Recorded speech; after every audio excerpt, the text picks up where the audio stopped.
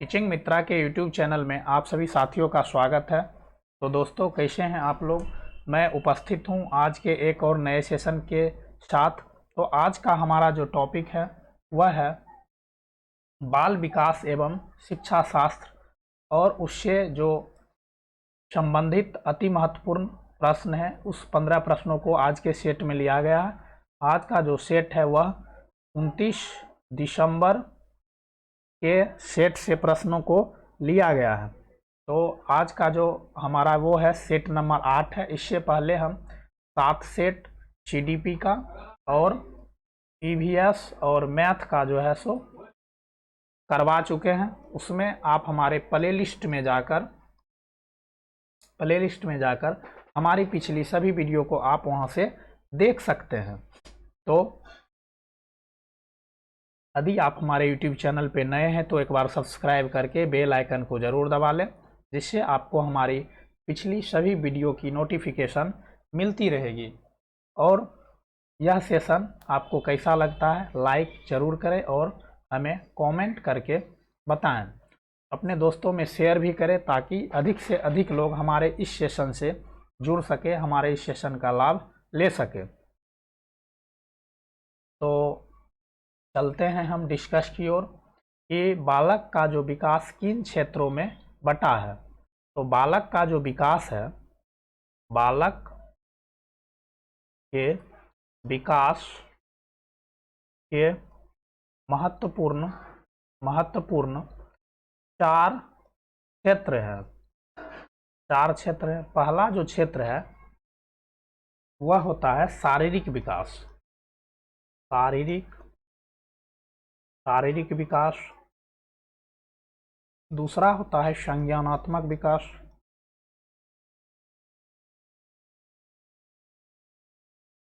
और तीसरा जो होता है वो होता है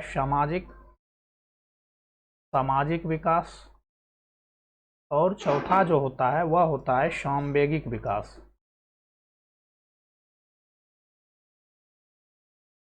तो शारीरिक विकास, संज्ञानात्मक विकास, सामाजिक विकास और सामवेगिक विकास, यह 4 प्रकार के जो है वो डेवलपमेंट होते हैं। अब है कि इसे फिजिकल डेवलपमेंट के बाद इसे कॉग्निटिव डेवलपमेंट, सोशल डेवलपमेंट और इमोशनल डेवलपमेंट। इससे इंग्लिश में नाम इसलिए आपको पता होना चाहिए कि कभी कभी हिंदी में थोड़ा कन्फ्यूजन हो जाता है, तो आप इंग्लिश में इसे इस तरह से भी याद रख सकते हैं। PCSE इसका जो फर्स्ट लेटर है आप उससे याद रख सकते हैं। तो मानव का विकास, बालक का जो विकास है वह 4 क्षेत्रों में बांटा गया है। तो पहला शारीरिक विकास, दूसरा संज्ञानात्मक विकास, तीसरा सामाजिक और चौथा सामवेगिक विकास है। तो आइए हम ऑप्शन में देखते हैं। यहाँ पे मनोवैज्ञानिक है तो नहीं होगा, आध्यात्मिक नहीं होगा, शारीरिक, संज्ञानात्मक, सामाजिक और सामवेगिक विकास। आपका ऑप्शन नंबर सी यहाँ पे आंसर होगा। यह जो है आपके परीक्षा के दृष्टिकोण से जो बाल विकास का जो चैप्टर है, इससे आपको 2 से 3 मार्क्स निश्चित ही आपसे पूछे जाएंगे। तो आपको इसे ध्यान में रखना है और अच्छी तरह से इसको पढ़ना है। चलते हैं हम अगले प्रश्न पे। निम्नलिखित में से कौन सा सिद्धांत यह दर्शाता है कि विकास दिशात्मक है सिर से पैरों की ओर। यह क्वेश्चन आपको कई बार आ चुका है, आप हमारी पिछली वीडियो में भी देखे होंगे। यह जो है सो प्रत्येक शिफ्ट में पूछा जा रहा है। मैं कोशिश करता हूं कि इसको एक शिफ्ट के बाद एक शिफ्ट में दोहराते चलूं ताकि आपको यह प्रश्न काफ़ी मन में बैठ जाए, आप वहां पे गलती नहीं कर पाएंगे। ऐसे ही यह काफ़ी हल्का प्रश्न भी है। विकास का जो है, विकास का दिशीय नियम का जो दिशीय नियम है वह 2 प्रकार का है। पहला है सेफेलोपॉडल और दूसरा है प्रोक्सिमोडिस्टल। यह जो होता है सेफेलोकोडल शिरोद पदों मुखी पदोन्मुखी विकास, और दूसरा होता है प्रोक्सिमोडिस्टल अर्थात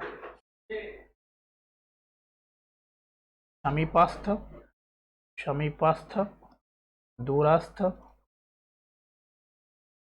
दूरस्थ विकास। इसको हम आपको कई बार बता भी चुके हैं। एक होता है जो सेंटर से बाहर की ओर,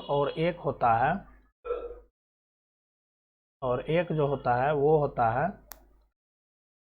यह जो मनुष्य है, तो एक होता है जो पहला नंबर वह है सर से पैर तक, और दूसरा होता है सेंटर से बाहर अर्थात केंद्र से बाहर की ओर होता है। तो यह जो होता है वह शिरोध पदोन्मुखी होता है, और यह जो होता है सेंटर से बाहर, यह होता है प्रोक्सिमोडिस्टल।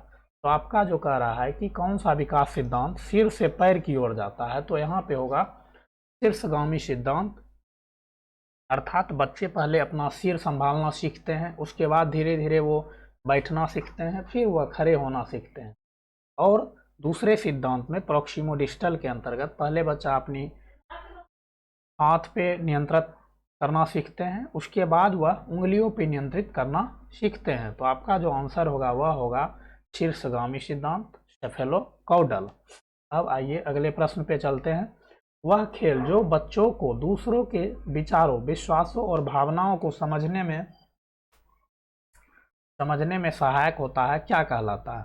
तो जो दूसरे के विचार, भावनाओं और विश्वास को समझ पाए, अर्थात जिसके अंतर्गत इमोशनल का डेवलपमेंट हो चुका है, इमोशन किसी का वो समझ पा रहा है, तो यह जो होगा वह कल्पनाशीलता वाला विकास होगा, कल्पनाशीलता वाला जो खेल होगा।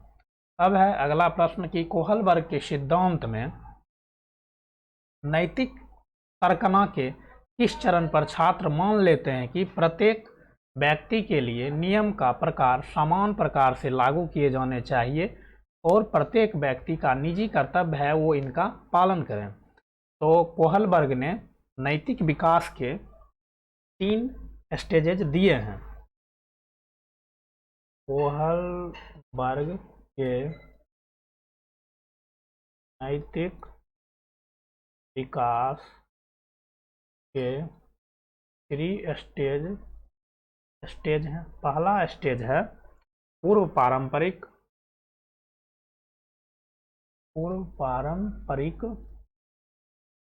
दूसरा है पारंपरिक, और तीसरा जो है वह है उत्तर पारंपरिक। तो यहाँ पे जो 3 स्टेजेस दिए गए हैं, इस तीनों स्टेजेस के भी दो अवस्था, दो स्टेज दिए गए हैं। पहला है आज्ञाकारिता,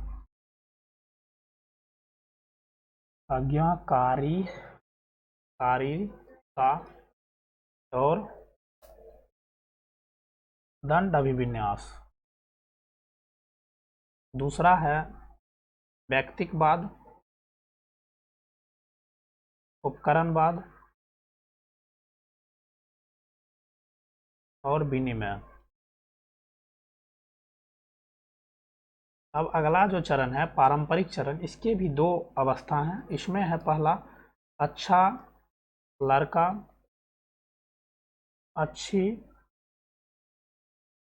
अच्छी लड़की, और इसका जो दूसरा अवस्था है वह है कानून और व्यवस्था अभिविन्यास। कानून और व्यवस्था अभिविन्यास। अब यहाँ पर जो उत्तर पारंपरिक दिया गया है, इसमें है सामाजिक अनुबंध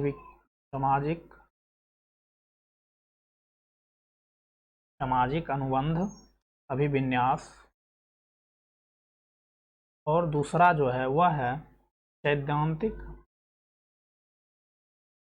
सैद्धांतिक अंतःचेतना।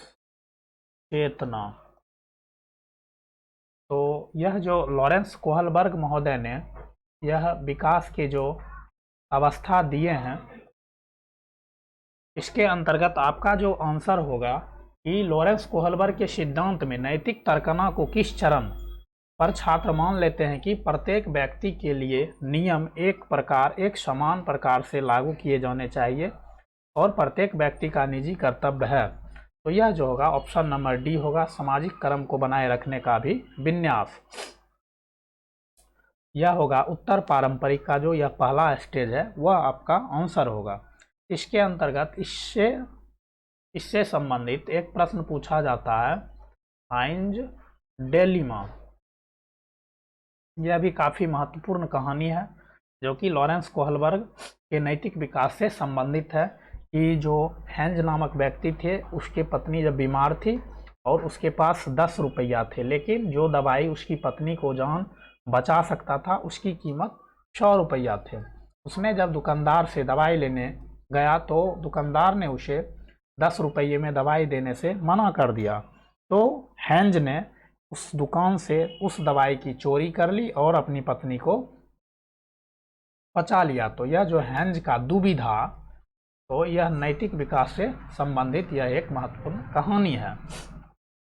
अब है अगला क्वेश्चन कि अपने लंबे मगर कम चौड़े गिलास में नींबू पानी के स्तर की ओर इशारा करते हुए सारा अपनी बहन को चिढ़ाती है कि उनके पिताजी ने उसे ज़्यादा नींबू पानी दिया। उसकी बहन किसी तरह की प्रतिक्रिया नहीं देती है क्योंकि उसने अपने पिता को उसके गिलास से सारा के गिलास में नींबू पानी डालते हुए देखा और वह जानती है कि दोनों गिलास में नींबू पानी की मात्रा समान है, अर्थात एक जो है वह ज़्यादा लंबा गिलास है और एक जो गिलास होगा वह कम लंबा होगा लेकिन उसका आयतन जो होगा वह ज़्यादा होगा और दोनों में पानी जो है वो समान मात्रा में दिया गया है। अब जो सारा है वह अपनी बहन को चिढ़ाती है कि उसे पिताजी ने अधिक पानी नींबू पानी दिए हैं। तो यह जो होता है यह केंद्रीकरण होता है। इसमें बच्चे जो है किसी एक बिंदु पर चिंतन अर्थात फोकस कर पाते हैं। और इसमें एक है जीववाद। यह जीववाद इसे सजीववाद बोला जाता है। यह बच्चे के अंतर्गत पूर्व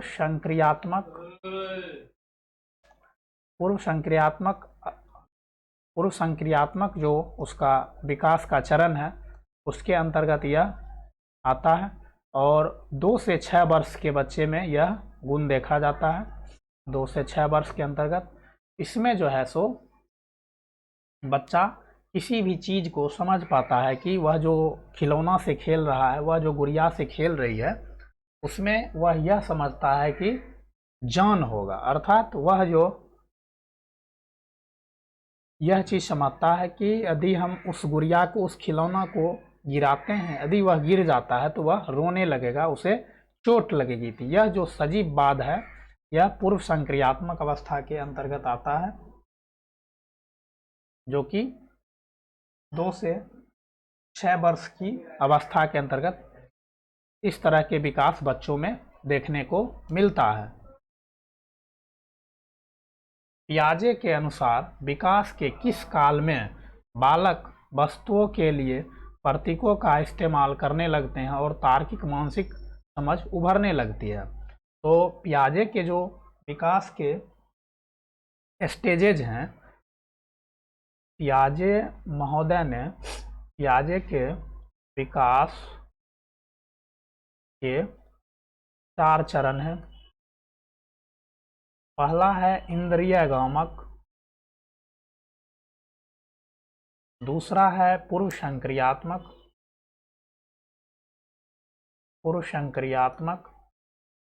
तीसरा है मूर्त संक्रियात्मक और जो चौथा है वह है उत्तर संक्रियात्मक। चौथा जो है वह है अमूर्त होगा यहाँ पे, अमूर्त चिंतन, अमूर्त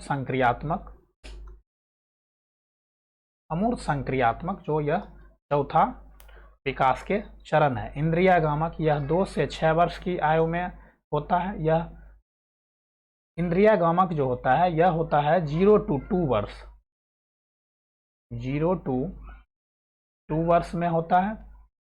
उसके बाद पूर्व संक्रियात्मक जो है, पूर्व संक्रियात्मक यह होता है 2 से 6 वर्ष की आयु में। उसके बाद 6 से 11 वर्ष की आयु में मूर्त संक्रियात्मक चिंतन आता है। उसके बाद 11 से 18 वर्ष की आयु में बच्चों के अंतर्गत अमूर्त संक्रियात्मक अमूर्त चिंतन की बारे में वह जान पाता है, वह सोच पाता है। तो आपका जो है पियाजे के अनुसार विकास के किस काल में बालक वस्तुओं के लिए प्रतीकों का इस्तेमाल करने लगते हैं, तो यह जो होगा वह किसी चीज़ को देखकर उसका प्रतीक का इस्तेमाल करना, यह जो उसके मानसिक में तर्क का विकास होता है, तो यह होता है मूर्त संक्रियात्मक अवस्था। अर्थात 6 से 11 वर्ष के बच्चे में होता है कि पानी जो है, पानी कैसे बर्फ बनता है, पुनः बर्फ पानी बनता है। तो यह जो है यह है मूर्त संक्रियात्मक काल में आता है।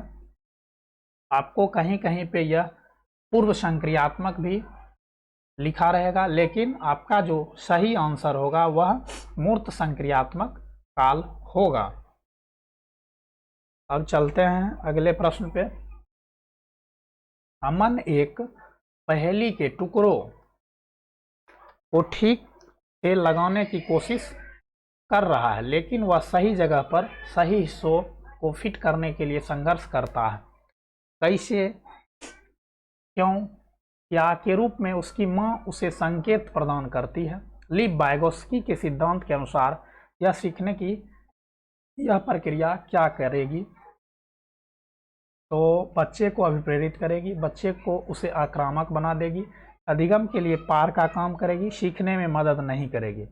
यहाँ पर जो होगा वह अधिगम के लिए पार का काम करेगा, अर्थात मचान जो कि हम बताए हुए हैं जड पीडी एक है दूरस्थ समीपस्थ, जड पीडी होता है जड of proximo distal, Z of zone of proximal distal, zone of proximo distal होता है। इसके अंतर्गत जो ज़्यादा जानने वाला व्यक्ति होता है वह जो है सो किसी को जो जहाँ पे अटक रहा है उसे थोड़ा सा सहायता मिल जाता है। इसे संभावित विकास का क्षेत्र कहते हैं। तो जोन ऑफ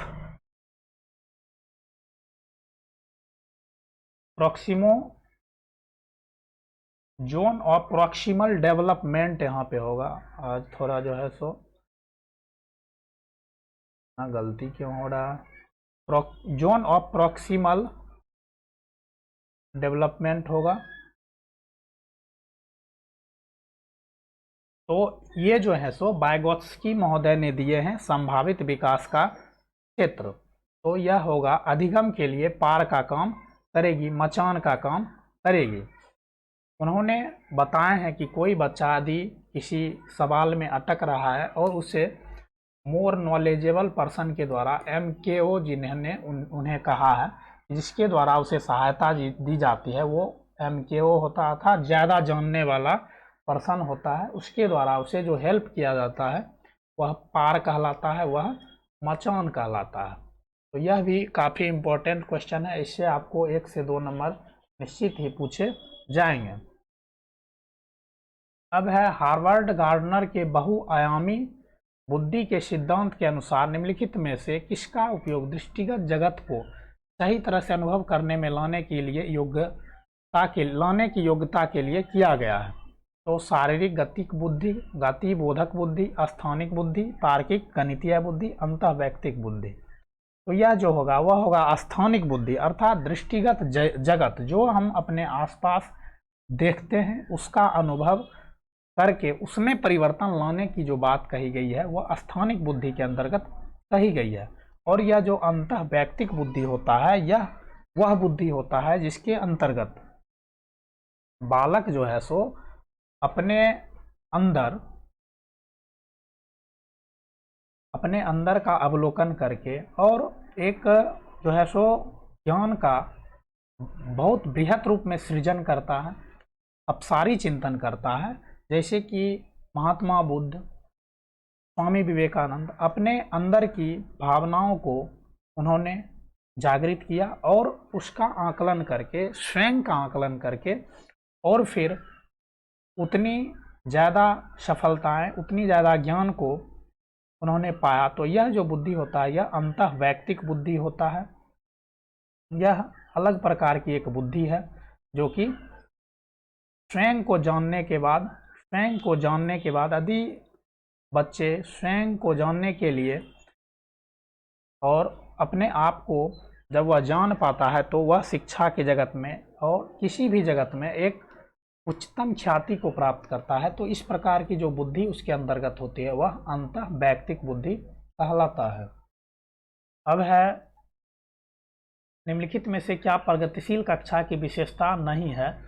बच्चों की सक्रिय रूप से सहभागिता, लचीला समूह गठन, गतिशील अध्यापक, दंड और पुरस्कार का प्रयोग। तो यह जो होगा प्रगतिशील कक्षा की विशेषता जो नहीं है वह होगा दंड और पुरस्कार का प्रयोग। आप किसी भी बच्चे को दंड देकर या फिर पुरस्कार देकर उसे प्रगतिशील कक्षा में नहीं साम्यवादी अवस्था नहीं बना सकते हैं। अर्थात जो है सो वह आपका जो कक्षा होगा वह दंड और पुरस्कार से आपका प्रगतिशील कक्षा नहीं बन पाएगा। पुरस्कार जो होता है वह बाह्य मोटिवेशन का काम करता है और दंड तो हमें देना ही नहीं है, क्योंकि यह शिक्षा के लिए जो हमारा एजुकेशन पॉलिसी है उसमें इस शब्द को हटा दिया गया है कि आपको बच्चे को दंडित नहीं करना है, उसे जितना हो प्यार से और उसे अपने आप में मित्रवत व्यवहार करके उसे आपको शिक्षा देना है। तो यहाँ पे आपका ऑप्शन नंबर डी होगा आंसर। अब है राशि ने बच्चों की अवधारणाओं के प्रति समझ का आकलन करने के लिए नई विधि का प्रयोग किया। उसने बच्चे से कहा कि वे एक उत्तर के लिए जितना संभव हो अधिक से अधिक प्रश्न बनाएं। शिक्षण अधिगम का जो यह उपागम है, यह कौन सा उपागम है कि बच्चों की अवधारणाओं के प्रति समझ का आकलन करने के लिए नई विधि का प्रयोग किया। उसने बच्चों को कहा कि वे एक उत्तर के लिए जितना संभावित हो अधिक से अधिक प्रश्न बनाएं। तो यह जो आपका होगा यह बाल केंद्रित शिक्षा होगा। अर्थात आपने जो बच्चे को उसे इन्वॉल्व कर दिया, वह बच्चा अधिक से अधिक उत्तर ढूंढेगा, तो वह उसमें एक्टिव रहेगा, वह करके सीख रहा होगा जो कि अति महत्वपूर्ण है। और यह हमारे शिक्षा में सबसे मजबूत स्तंभ है कि बच्चे को जितना इन्वॉल्व करते हैं, बच्चे जितना करके सीखते हैं उतनी ही अच्छी है। और हमारा जो पाठ्यचर्या होना चाहिए वह बाल केंद्रित होना चाहिए, बच्चों की भावनाओं के अनुसार होना चाहिए। वह किस प्रकार से सीखना चाहता है हम उस प्रकार से बच्चे को शिक्षा देने का काम करेंगे। अब अगला प्रश्न है, एक समावेशी कक्षा में सहयोगात्मक प्रणाली और सहयोजक अधिगम को अत्यधिक हतोत्साहित करना, सक्रियता से प्रोत्साहित करना, उसके बाद रूढ़िबद्ध धारणाओं का निर्माण करती है, अधिगम प्रतिफलों के लिए काम करती है। तो एक समावेशी जो कक्षा है यह सक्रियता को प्रोत्साहित करती है। यहाँ पे जो सहयोगात्मक समावेशी कक्षा में जो सहयोगात्मक प्रणाली है और सहयोजक जो अधिगम है यह सक्रियता को प्रोत्साहित करती है। यहाँ बच्चे एक्टिव होते हैं और सभी प्रकार के जो बच्चे होते हैं, डिसेबल्ड, सामान्य, विशिष्ट बालक, सभी यहाँ पे शिक्षा ग्रहण कर पाते हैं। तो यह आपका जो होगा ऑप्शन नंबर बी होगा, सक्रियता से प्रोत्साहित करना। दोस्तों यदि आप हमारे YouTube चैनल में हैं तो एक बार सब्सक्राइब ज़रूर कर लें और बेल आइकन दबा लें और अपने दोस्तों में शेयर भी करें। आप लोग शेयर नहीं करते हैं, इससे ज़्यादा से ज़्यादा लोग हमारे इस सेशन में जुड़ पाएंगे और हमारे डिस्कस को देख पाएंगे। अब अगला प्रश्न है, अध्यापक को अपनी कक्षा में सुविधा वंचित वर्ग से आने वाले बच्चों के लिए क्या करना चाहिए? तो अध्यापक को जो कक्षा में वंचित वर्ग से आने वाले बच्चे हैं उनके लिए क्या करना चाहिए, जो सुविधा से वंचित हैं। तो ऐसे बच्चे के लिए विद्यालय से बाहर अतिरिक्त मदद के लिए कहना चाहिए। विद्यार्थियों के लिए विशेष अनुभाग बनानी चाहिए। योग्यता आधारित समूह बनाने चाहिए। सहयोगात्मक समूह बनाने चाहिए जो अधिगम के लिए, संवर्धन के लिए समूह विविधता का इस्तेमाल कर सके। तो आपका ऑप्शन नंबर डी होगा यहाँ पे कि सहयोगात्मक समूह जो है सो बनाना चाहिए जो अधिगम के लिए, संवर्धन के लिए समूह विविधता का इस्तेमाल कर सके। अब है, वह छात्र जिन्हें पठन वैकल्य है उन्हें मुख्यतः किसमें दिक्कत आती है? तो यह एक प्रकार का जो है वो विकार है और हम आपको कई बार बता भी चुके हैं कि इससे आपको निश्चित ही प्रश्न देखने को परीक्षा में मिलेगा। तो जो छात्र पठन वैकल्य है जिन्हें, उन्हें मुख्यतः किसमें दिक्कत आती है? तो पढ़ने व लिखने में। इसके अंतर्गत इसे डिसलेक्सिया कहते हैं, डिसलेक्सिया कहते हैं, जो कि पठन विकार कहलाता है। इसके अलावे और भी आता है डिस्फेजिया, इसे अफेजिया भी बोला जाता है, अफेजिया भी बोला जाता है। यह है भाषा संबंधी विकार। उसके बाद अगला है डिस्ग्राफिया अर्थात लेखन विकार। ग्राफ का काम हम पेपर पे करते हैं तो आप इससे याद रखिएगा कि डिस्ग्राफिया जो है वह लेखन विकार होगा। उसके बाद है डिस्कलकुलिया अर्थात गणना विकार। यह भी जो है सो गणने में अर्थात मैथमेटिकल प्रॉब्लम है, मैथमेटिकल डिसऑर्डर है। उसके बाद है डिस्प्रेक्सिया,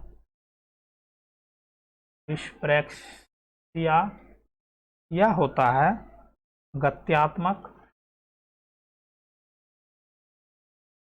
गत्यात्मक कौशल विकार।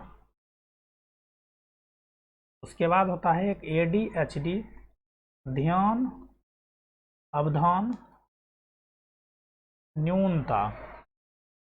इससे आपको जो है 6 नंबर का जो यह हमने बताया है आपको 1, 2, 3, 4, 5 और 6, इससे आपको 2 मार्क्स जरूर ही पूछे जाएंगे। सीधा पूछ लेता है डिसलेक्सिया किसे कहते हैं, डिस्ग्राफिया किसे कहते हैं, डिस्कैलकुलिया किसे कहते हैं, या फिर यह पूछ लेता है कि बच्चे को गणित में गणना करने में यदि प्रॉब्लम आ रही है तो वह विकार क्या कहलाएगा। जैसे कि यहाँ पे आपसे पूछा गया है कि वह छात्र जिन्हें पठन वैकल्य है उन्हें मुख्यतः किस में दिक्कत आएगी, तो डिसलेक्सिया पठन विकार,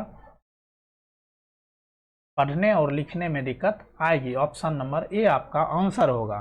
तो यह भी आपके लिए काफ़ी महत्वपूर्ण सवाल है, इससे आपको 2 मार्क्स निश्चित ही आएंगे और प्रत्येक शिफ्ट में यह पूछा जाता है। आप प्रीवियस ईयर के क्वेश्चन को उठा के देखिए, हमारा जो पिछला डिस्कस है उसको आप देखिए, आपको वहां से पता चल जाएगा और इससे बाहर नहीं पूछा जाएगा। आप इसको कहीं पे लिख लेते हैं और एग्ज़ाम के टाइम में एक बार इसे रिवाइज कर लीजिएगा तो इस 6 से आपको 2 नंबर से 3 नंबर निश्चित ही आपको देखने को मिलेंगे। तो उस समय आप यदि नहीं पढ़ के जाइएगा तो फिर आपको दिक्कत हो जाएगा। और ये है आज का सेकेंड लास्ट सवाल, अधिगम किसके द्वारा प्रभावित होता है? तो मनोवैज्ञानिक कारकों से, सामाजिक कारकों से, विद्यालय से संबंधित कारकों से, अध्यापक से संबंधित कारकों से। तो अधिगम जो प्रभावित होता है वह बहुत से कारकों से प्रभावित हुआ। उसमें सामाजिक कारक है, मनोवैज्ञानिक कारक है, आनुवंशिकता है, पर्यावरण है, अध्यापक से संबंधित कारक है, अर्थात बहुत से कारक के द्वारा हमारा जो अधिगम है, बच्चे का जो अधिगम है वह प्रभावित होता है। तो यहाँ पर जो आपका आंसर होगा वह ऑप्शन नंबर 4 होगा, डी होगा। ए बी सी डी यह चारों जो है सो अधिगम को प्रभावित करती है। आपको बीएड के क्वेश्चन में भी आता है फर्स्ट ईयर में कि अधिगम को जो है सो प्रभावित करने वाले प्रमुख कारण का विस्तार पूर्वक चर्चा करें। तो आप वहाँ भी पढ़े होंगे कि अधिगम जो है वह किन किन कारकों से जो है सो प्रभावित होता है। यह भी महत्वपूर्ण क्वेश्चन है, इससे भी आपको एग्जाम में प्रश्न देखने को मिलेंगे और यहाँ पे कन्फ्यूजन हो जाता है बच्चे को, फिर वहाँ पे गलती कर देते हैं। अब है राष्ट्रीय शिक्षा नीति 2020 सुझाती है कि कक्षा अधिगम को पाठ्य पुस्तक तक सीमित करने के बजाय अधिगम और शिक्षा।